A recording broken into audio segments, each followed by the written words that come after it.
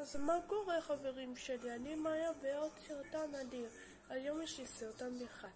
אז בואו נעשה טופ 5 חלק 2. בואו נראה מי המקום החמישי. אז במקום החמישי יש לנו את זלדה. במקום הרביעי יש לנו את דונקי קונג. אז במקום השלישי יש לנו את גוקו.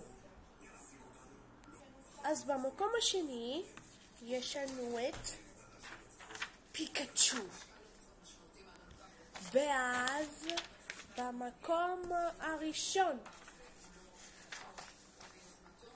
במשחק